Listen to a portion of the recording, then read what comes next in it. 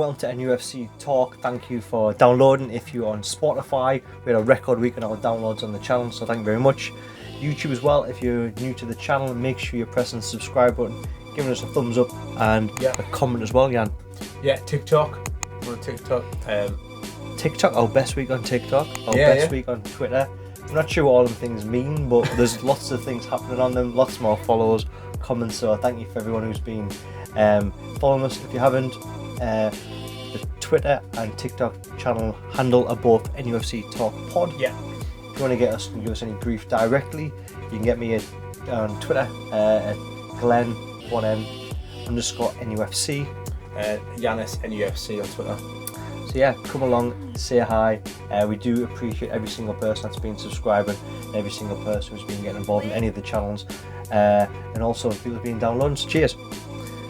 Lots to talk about this week. We have got a review of the Liverpool game. We've got a look ahead to Man City. Yanis, you were at the women's game, which we're going to touch on as well. We've got another quiz for you, Yanis. Another quiz. So we currently 1-1 on the quizzes. Yeah, I mean, how you get a point for me not getting all the answers? Yeah, well, this week we're talking about the starting line of the 1956 season. So my special subject. Yeah, so we've got a quiz to keep everyone entertained as well.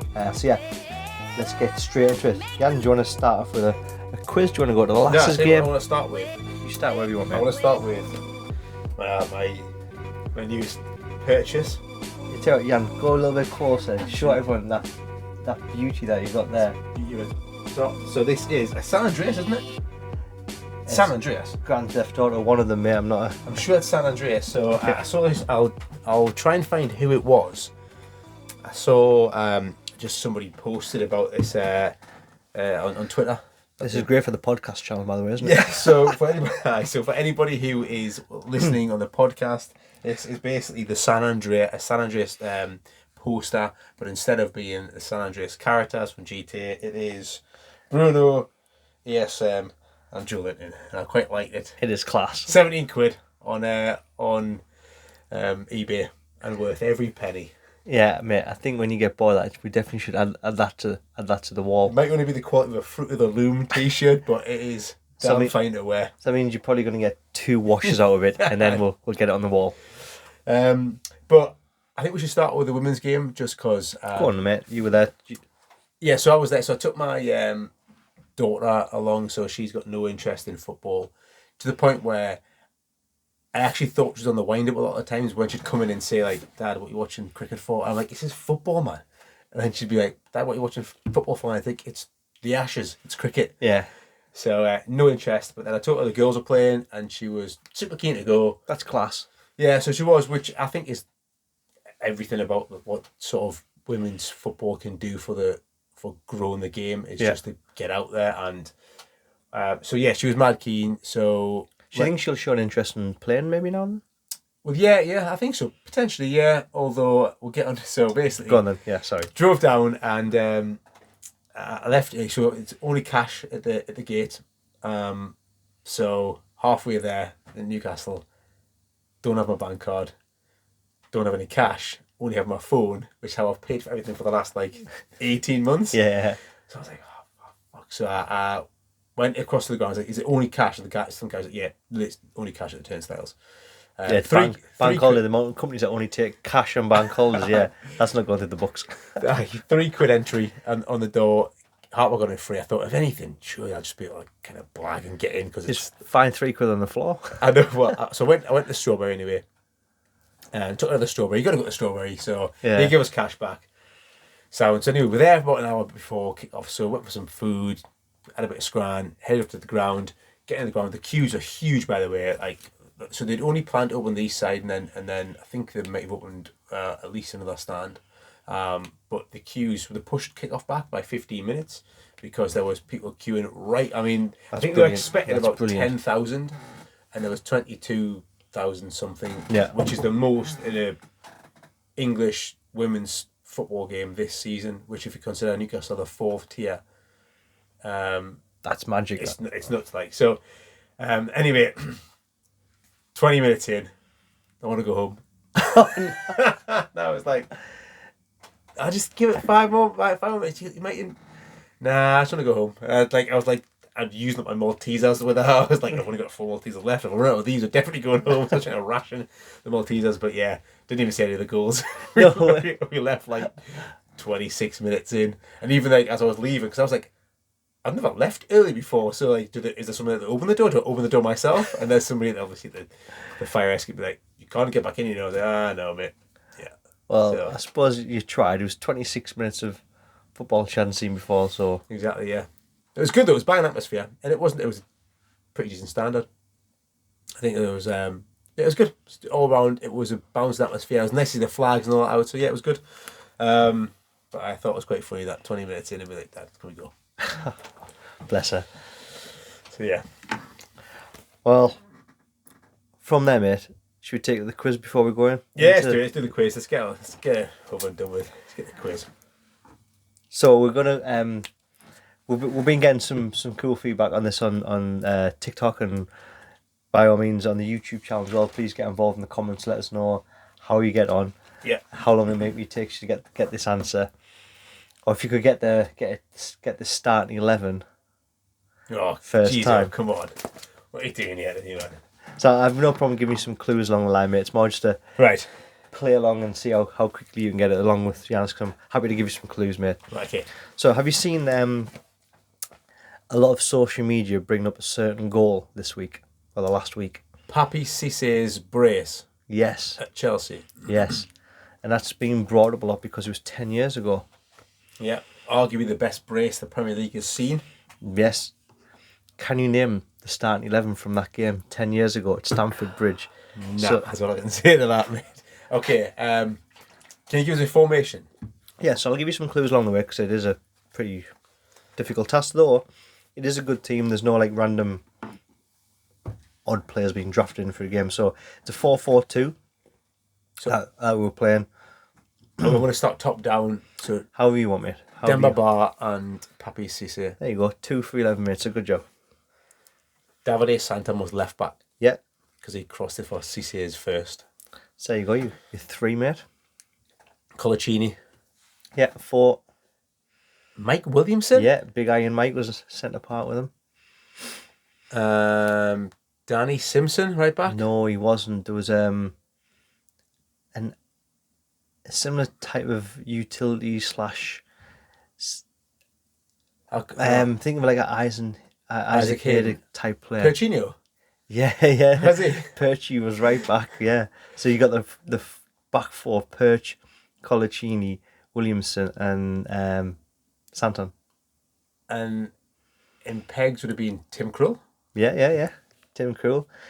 He's just celebrated his 50th birthday, hasn't he, this week? Good assist as well for Bruno last week. You're doing well here, mate. You only got the 4 midfielders. Tiote and Cabai. Yeah, Tiote and Cabai. Which leaves you on the left and on the right. Gutierrez. Yeah. Mate, you could get 11 here. Who was Johan Gouffran. Sylvain Marvo. Marvo was on the bench. Was he? Who's the name you said there? Gouffran. Gouffran? No. Didn't start. No, wasn't on the bench neither. Ben Arfa. Yes. Jeez, Ben Arfa. There you go. That was it, mate. There you go. Get on that. That was class. So what was that, like 10 seconds?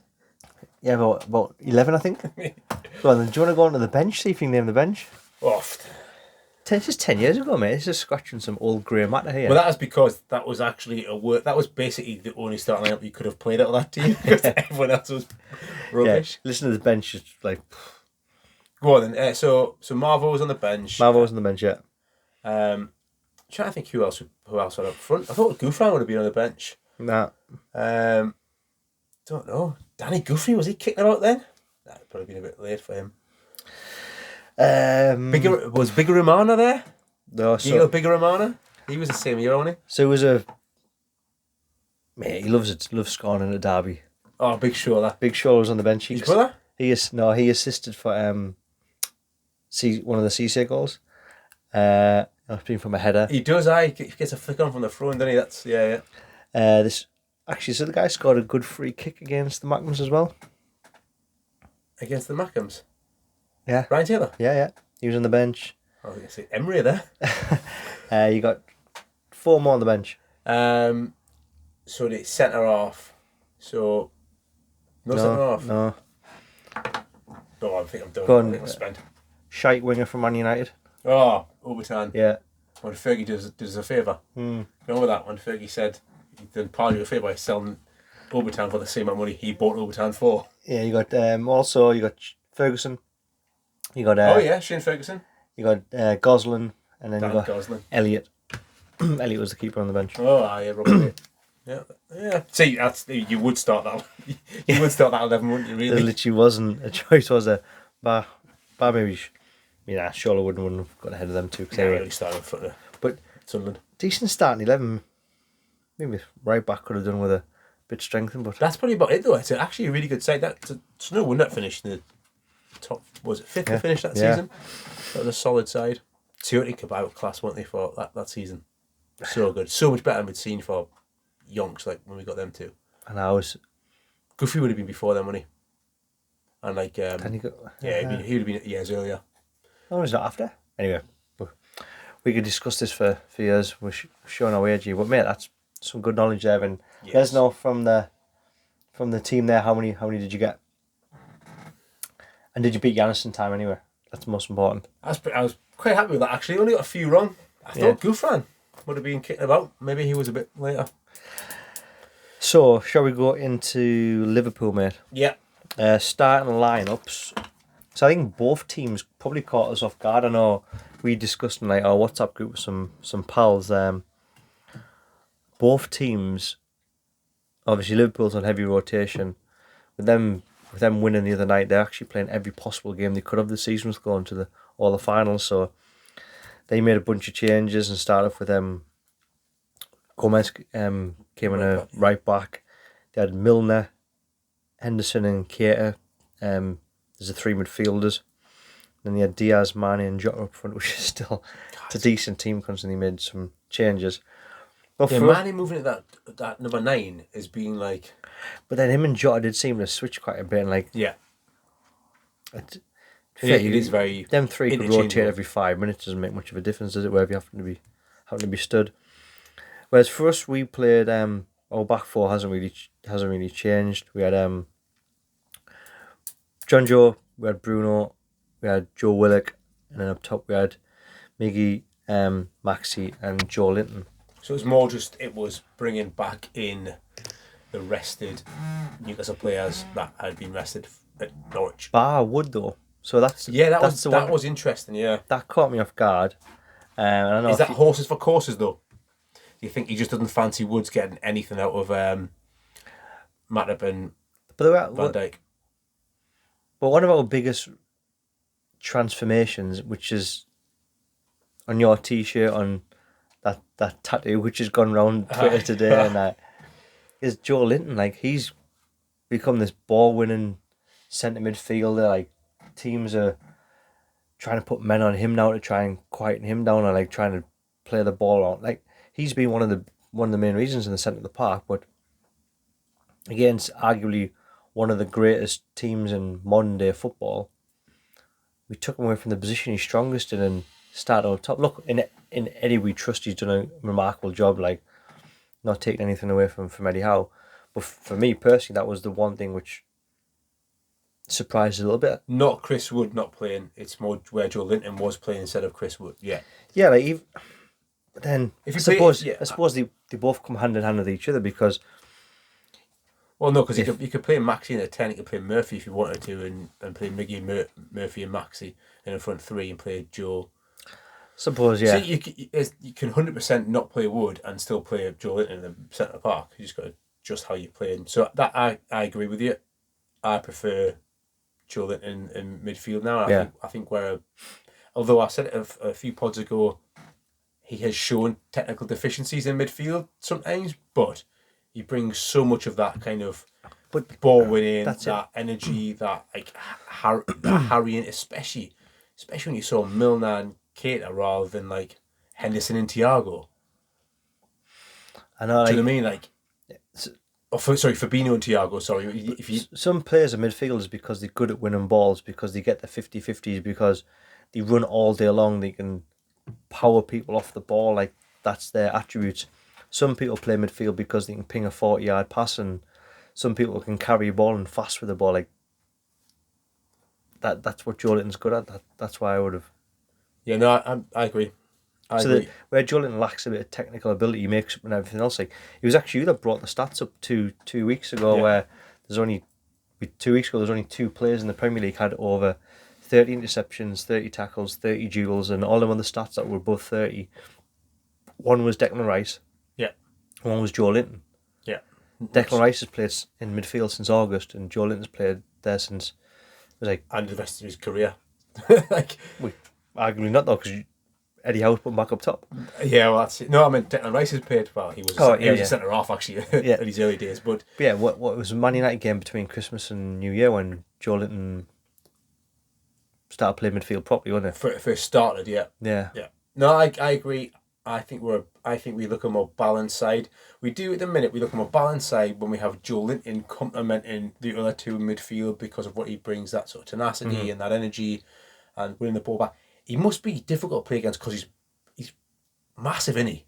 Like he's generally mad. Yeah. He's like an absolute unit. Was it Jota or somebody was like sized? And I was like, come on, behave. But there's been a few games now where you never seen this fight from when he played up front. Yeah, he's. But all of a sudden now, like. Who was it in Tottenham? He just literally fucked someone off into into the side of the pitch. Like he doesn't care. He's squaring up with players every single time. But you need that midfielder. You need that person that's going to command the centre of the pitch. You think the great teams. Yeah, you think you go automatically. You think of like the Roy Keanes. You think of the Vieiras. Yeah, like there's a list of them sort of battling midfielders that were just getting someone's face and. Tiote, Kabais. Tiote would have. Yeah. But no, I agree. I think you have to have that, and I think they need to be balanced in midfield. Unless you have an embarrassment of riches where you hold midfield as Rodri, who doesn't really tackle that much. He just keeps the ball ticking over in your Man City. But for everyone else, he probably doesn't have to tackle all, because they've got the ball 97% of the time. But for everyone else, they need somebody who can put a tackle in, who can carry, who can press. Yeah, I thought. I didn't think we missed a trick slightly. I just thought it could have set a tone more in midfield. All in all, I thought sort of didn't jump ahead, but I thought Newcastle did miss a trick in terms of just didn't think they really got after the game a lot. Really, I thought Liverpool. I'm not saying they were there to be beaten, but they would definitely not have wanted to come to this. And I was surprised actually with Klopp's selection. So he left out. So who did? So Trent, Salah, and Fabinho, the big ones that he left out. Thiago, yeah, who would become like a massive player for them after a bit of a shaky start. So those 4 players are massive for them, and he left them out. And I was quite surprised because I thought against Villarreal the battered them in the first leg, and I thought probably think he's cruising to this. It's what's more of a risk. I think you're probably going to think that. The Newcastle game is more of a challenge, than going away to Villarreal, which we actually conceded 2 very quickly and then ended up battering. But I was quite surprised when I saw that. I thought Newcastle maybe missed a trick when they didn't get after the game a lot. Didn't feel like we really imposed ourselves. But we always say great teams win when they don't play well, and great teams pick up victories, then 1-0s where it's a habit that they win. I've seen some Newcastle fans lose the shit because they're claiming referee decisions, which we'll get into. Yeah. But we've got to remember, this team is on for a quadruple. And for us to only get beat 1-0, I don't think it's the end of the world. No, I agree. It's not the end of the world. I just think that there potentially was an opportunity where we could have gotten after the game a little bit more. What I would say is, though, I totally agree with you. The best teams win ugly, and the very, very best teams rotate shit in and still play really and still get a result. That is the hallmark of a great team when they're drafting Milner at 45-year-old and he just sits and slots in and fits in. Well, if we move into the game, do you want to start with Milner? Yeah, because turncoat. You were one of us once, mate. I remember many moons ago. Once upon a time when James Milner. I thought Milner played his role very well. Yeah, he played the old pro, went round, left a little bit on players. Bruno tried to give a little bit of kickback. He hasn't got nowhere near the pace. People say they've lost a yard or half yard. He's lost 10 yards.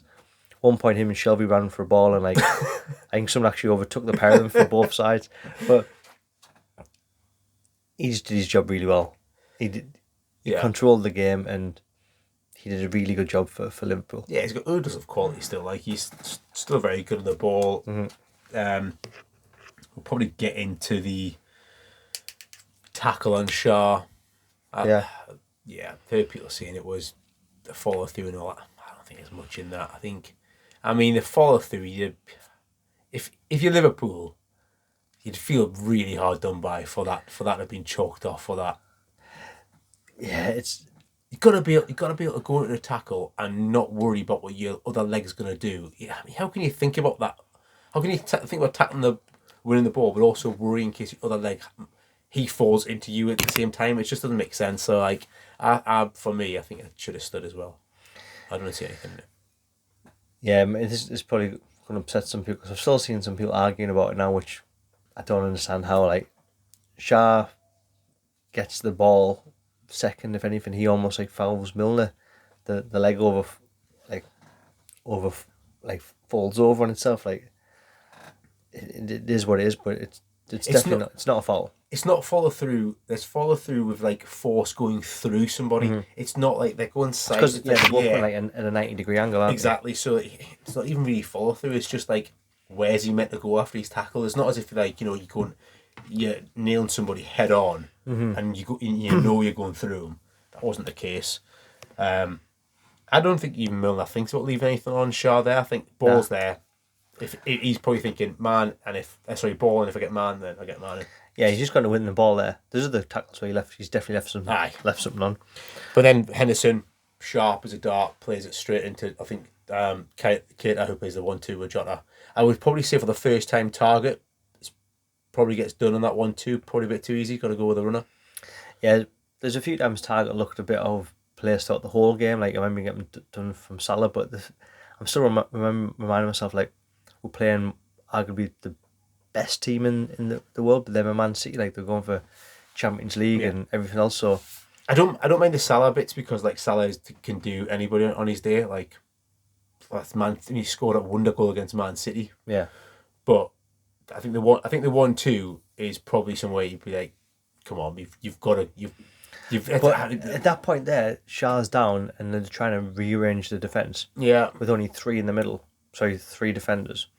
There's obviously Shah's missing out the middle, and I think Bruno's trying to drop back in there, which creates some more space. And it's just what Liverpool do is they caused a bit of carnage. And Keita takes the goal really well.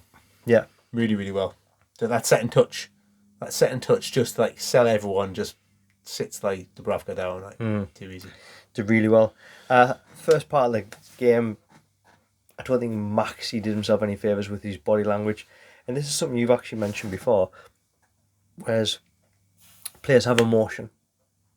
Players, you want them to feel and have passion for what they're doing. But there's just so many times though, Maxi I'm not getting on the Maxi bashing him or anything like that. Yeah. But I just felt like he lost his head so many times and his arms were flailing, and that's the stuff which people who aren't on the Maxi bandwagon, that's just feeding their fire. I think in his defence, or in he's frustrated because the outlet is got to go in behind the fullbacks. Mm-hmm. It's been Everton did it that against Liverpool the other week, where they got a lot of joy hitting the space left between Robertson or Trent. Yeah, they hit that space really well, and although they didn't score, they got in behind lots of times and had chances. And I think maybe because it's under a lot of pressure, because it's Liverpool, because the high press and all that, Newcastle have just looked up and hit the man, but it's not Chris Wood anymore. It's Maxi. It's got to go in the channels. It has to go. You have to go over the top of the split. It's hard to do, but the only way you can really get out against Liverpool is hit that space and behind the fullbacks. You have to. And Gomez, it's not as if Gomez, because he was playing right back, wasn't getting forward. He was getting forward loads. So the space is still in behind, and then once you get that, you can turn Matip and Van Dijk, and then he can use that space in behind because they play such an incredibly high line.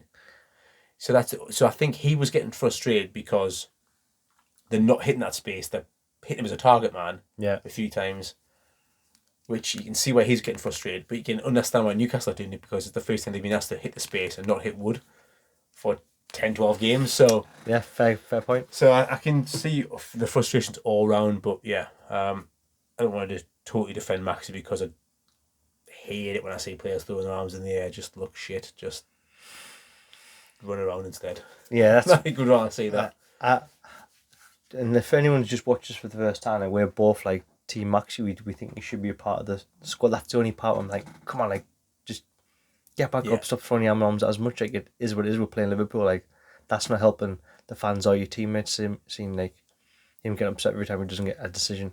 Do you know what he is though? He's a player that doesn't seem to get that. He gets fouled more than he gets, I think.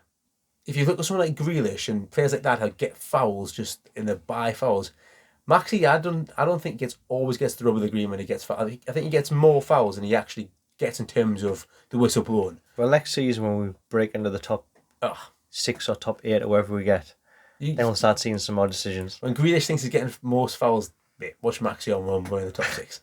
Watch him with a bought a few referees. Don't worry about that, mate. But yeah, I think sometimes he has got a bit of cause to be frustrated, like, but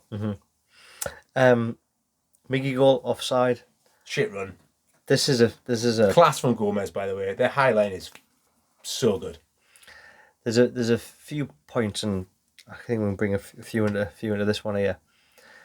I was just a bit frustrated in Newcastle how often we don't seem to look at the fucking offside line. Like, when, especially, like, you understand if it's going straight at the top of your head, you maybe don't always catch it, but he's pulled outside. He has a chance to look across the line, and that's just.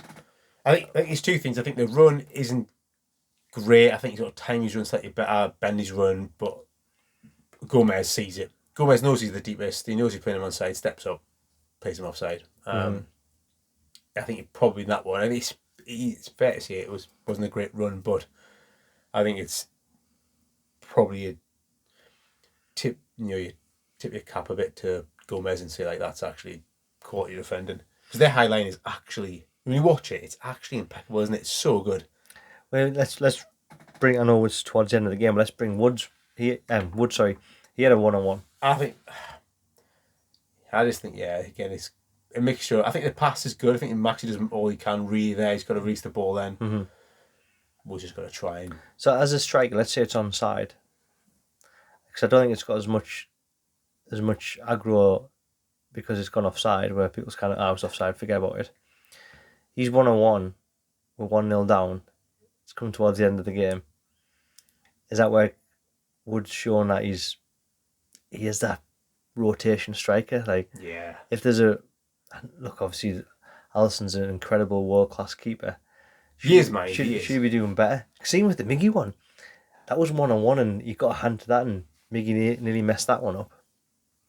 Should Wood done better, considering he's our main striker at the moment? I just think Wood, for me, is the kind of place, put your foot through it, man. Just swing your left peg. He tries to poke with his right foot. It's on his left peg. Just swing your left peg at it, man. If you right foot it past them, great. If you sky it, then you skied it. But it just doesn't strike me as a guy, the kind of player that's going to flick it round him with his like little toe poke. What did he do with his right foot? He's just, It was a bit of a nothing finish for me, that. And you're right, it escaped a bit of attention because he was offside. But yeah, if he gets 1-on-1 and he's through and he's not offside, you're like, whoa. You have to take those. You need a Jacob Murphy chip. Just put it in the net, man. It's the kind of thing you think Callum Wilson, he's got more pace. He's probably going to feel less pressured. He's cooler under those situations, Wilson. You'd probably back Wilson to... I can't back Wilson all the time. When he's in I think he missed one against Villa. Beat off Villa like 3-0 or 2-0. And he missed the 1-on-1 early doors. And I was like, he's missed it. I couldn't believe it because he's so clinical. Whereas Wood, you don't have the same faith in him in them situations, do you? No, unfortunately not. But Alisson is I think in European football that we see consistently, if I was going to 1-on-1, I would want Alisson and go over anybody else in European big football. Man. Massive. Big man, big beard. Big beard. Big bearded men. Yeah. Very jealous. Though, let's give some credit to Bravka as well. Pulled off a couple of good saves, especially the Jota header. Yeah, I think he makes that. But I think it's a good save, but got to make it. Got to put his hand somewhere. His hand has to be there to save it, so give him some credit, mate. Last thing I want to bring up about the game, and then feel free to mention anything you want, Jan. There's some fans and some even not even just Newcastle fans have been saying that the referee was giving a lot of stuff Liverpool's way. Is it the top 6 curse? I'm trying to keep my tinfoil hat off, and I don't see it. I thought the referee did a decent job. Nah, I think I felt that. I feel like it's the innocuous little ones. It's the ones that are in the middle of the park. It's the ones that will break up an attack like that. It's those little ones where you think there's nothing in that.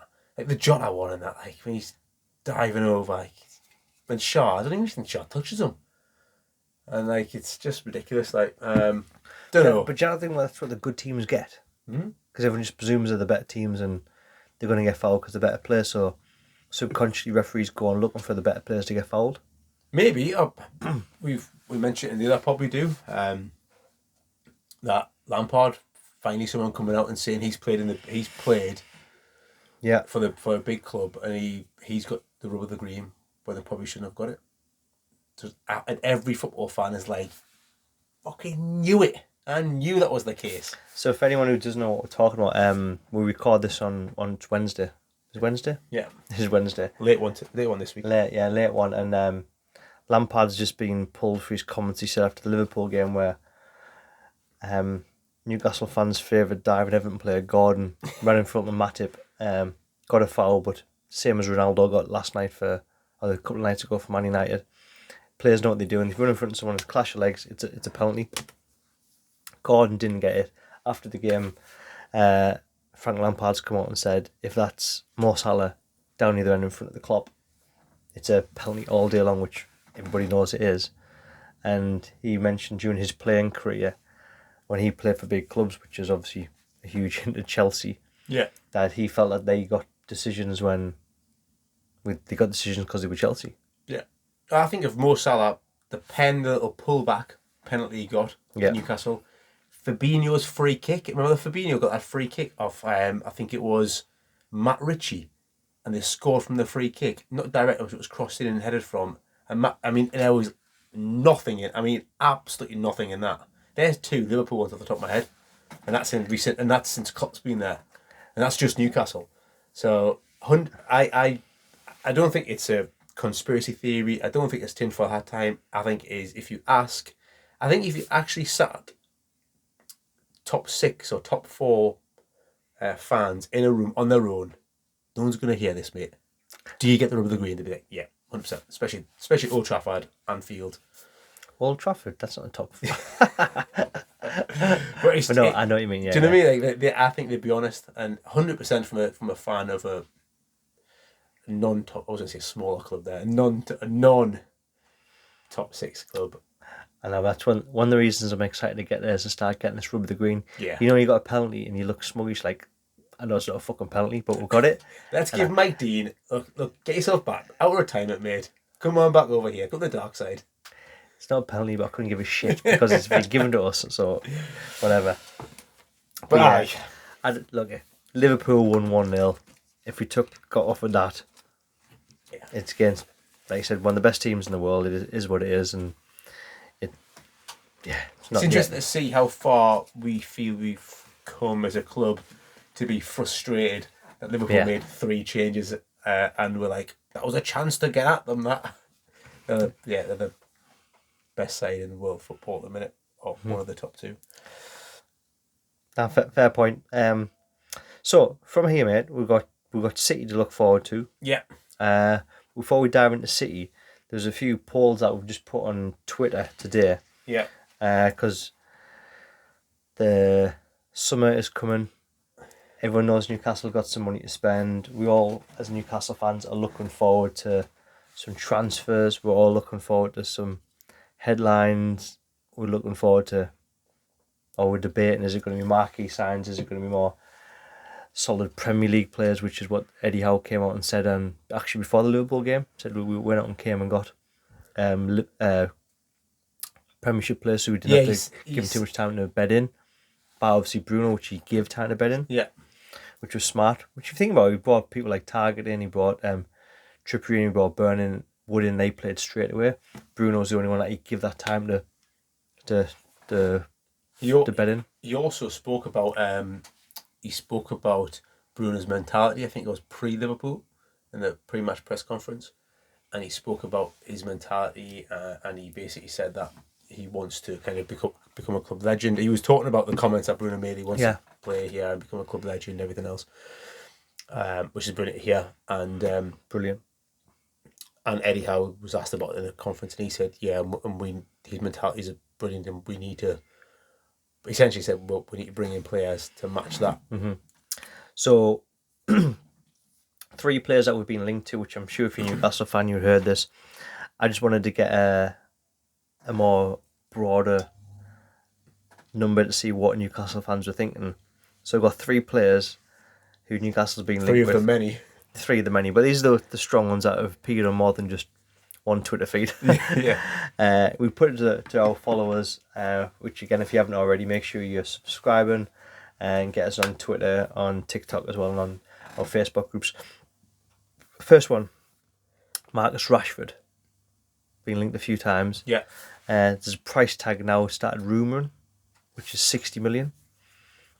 Can I tell you how I answered in this one? Go for it, mate. I answered no on this. No. Yeah. What would you know for? I like Rashford. I think he's a good player, but I've said it quite a lot in the past. I don't think he's any better than he was 4 seasons ago when he first burst on the scene. And I think that for that kind of money, you're gonna have to pay a lot. Also gonna have to pay a mountain in wages. Yeah. And I just don't think you're gonna get enough back from him. He's not consistent enough. Yeah. I'm also a no.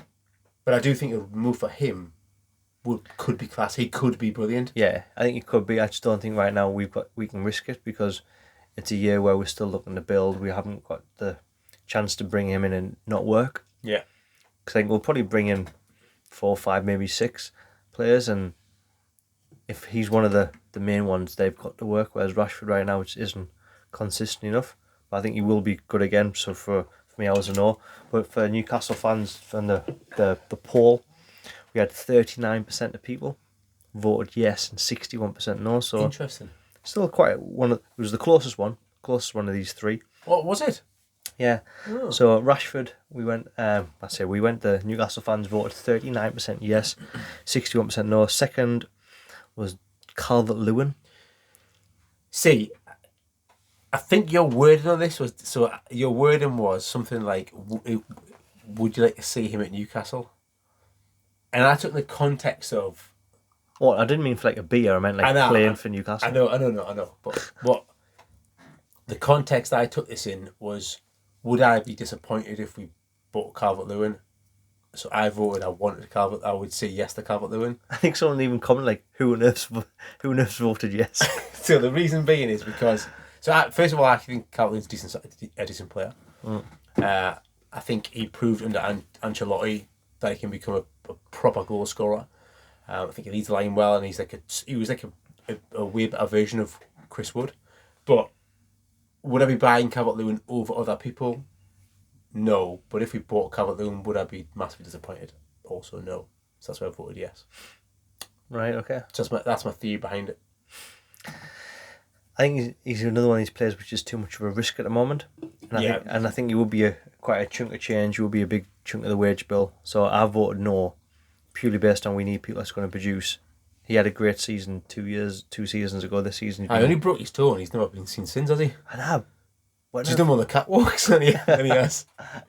But yeah, I just thought he's another player that's a bit of a risk, and right now we need some more bankers to. But there's definitely a player there, though. I agree. Definitely. I agree.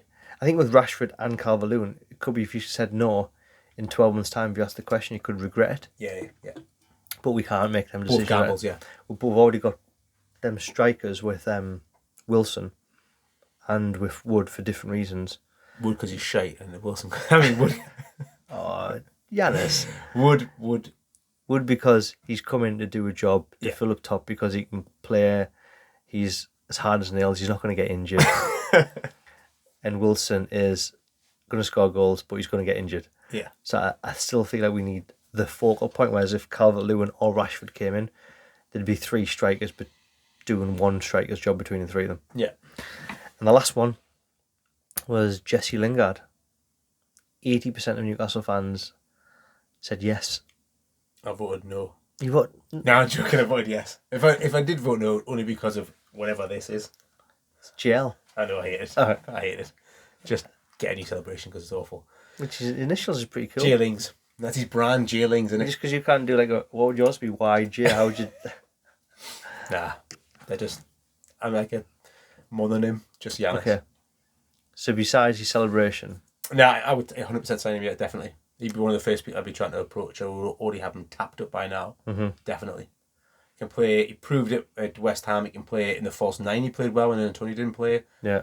He played in with anywhere across the front three. Played in the wide. He's played in midfield. He's played as like a 10. Mm-hmm. Loads of energy.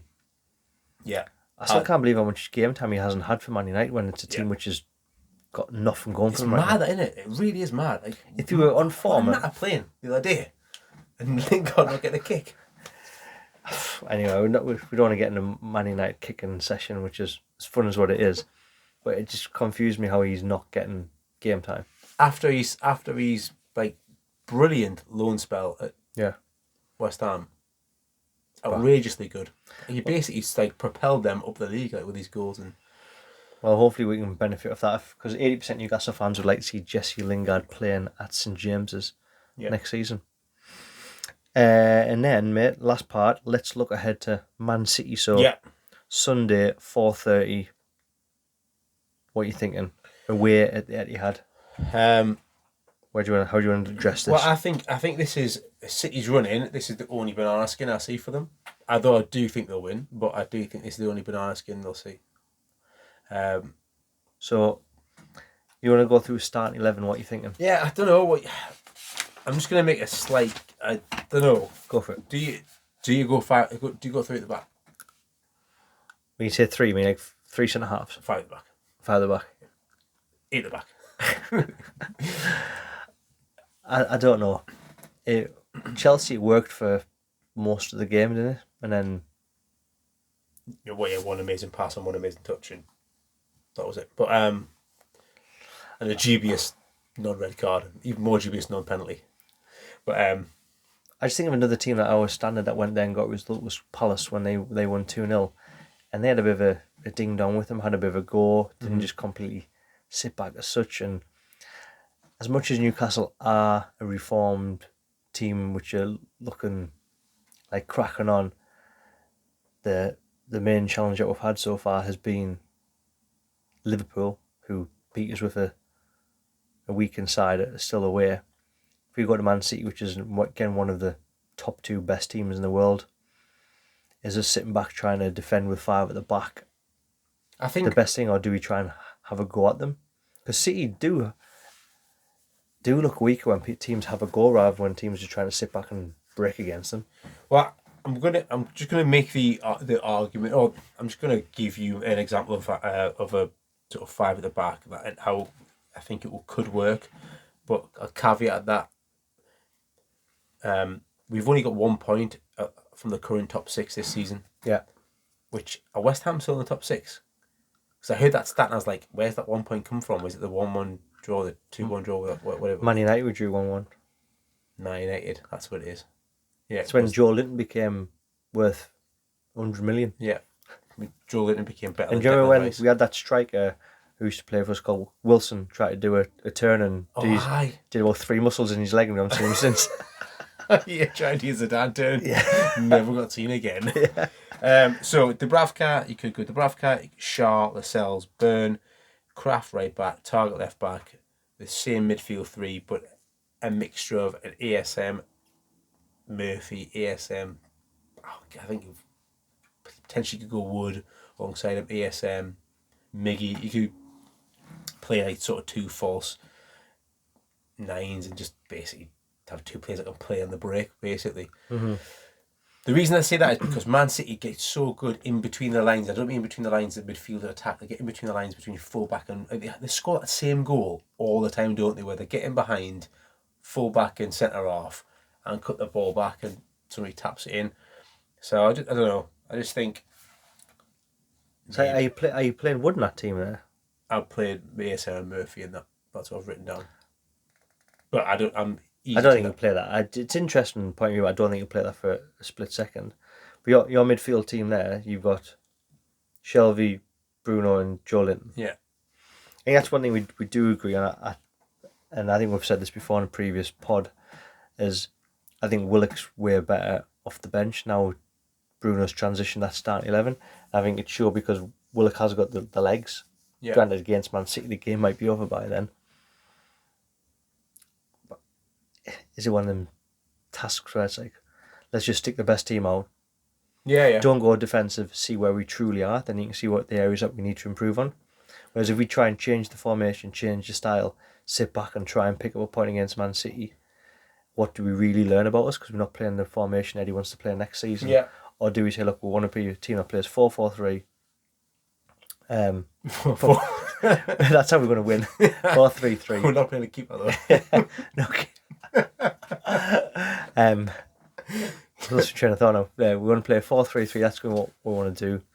It's a chance to have a go against one of the top teams. Yeah. Because we've got nothing to lose.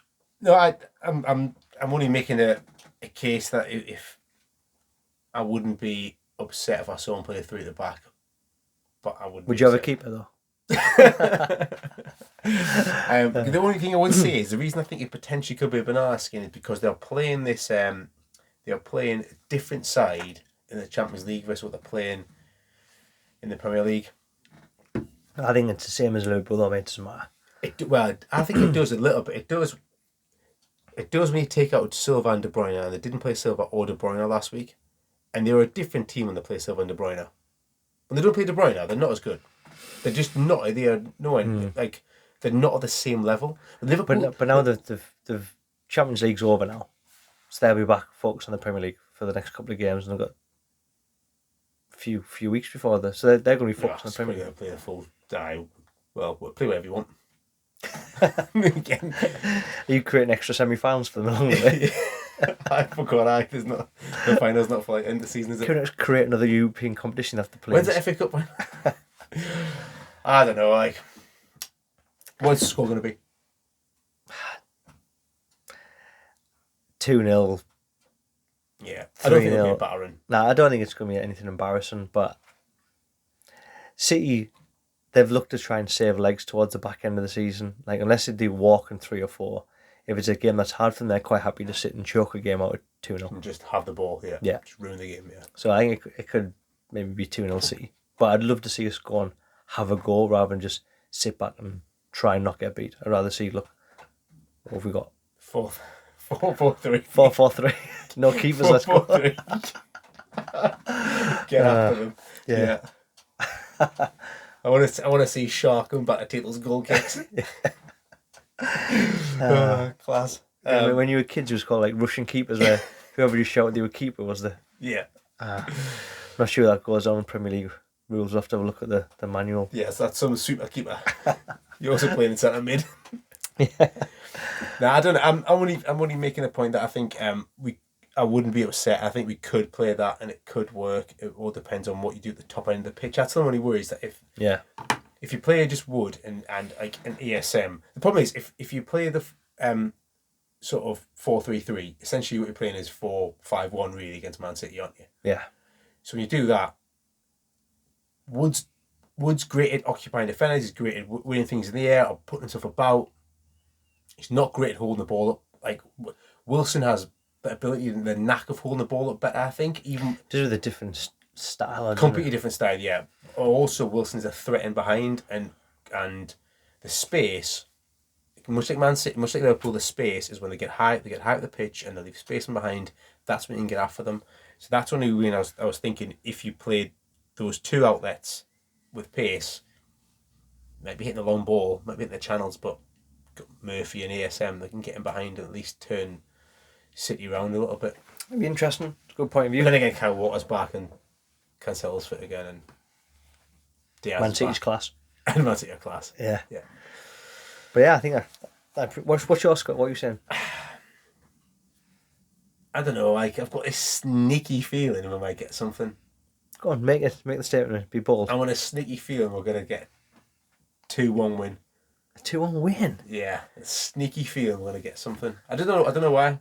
It's the one. Didn't I say it? I might be in their pub, and I said weeks back the only banana skin I think Man City really have is Newcastle. That's where they could drop points. Oh. Liverpool's the banana skin is Spurs. Well, it'd be good to see a bit of a twist in the title chase because it's getting a bit boring. Them both on track for 100 points. It is. Yeah, you want to see somebody. So, yeah, Newcastle sneaking a 2-1 win. Class. I hope you're right, mate. I really, truly hope that for once you're right and I'm completely Matt Reach off the bench has scored pen. Again. Yeah. But I think that wraps up, doesn't it? Yeah, so there we go. Another week wrapped up. We just want to say a massive thank you to all the channels because they all are growing organic now, which is great to see. Yeah, brilliant. On TikTok, on Twitter, Spotify and YouTube. So whichever channel you follow us on, we are really grateful. Make sure you like and subscribe and share and anything else I missed there, Yanis? That's it, mate. Like, subscribe, review if you're looking through Apple Pods or anything like that. Yeah, so please leave us a review. But yeah, we just want to say thank you for the last week. It's been great, and we're looking forward to do the next one. So keep in touch. Have a great week, and let's look forward to the Man City game. 2-1 Newcastle. I hope you're right.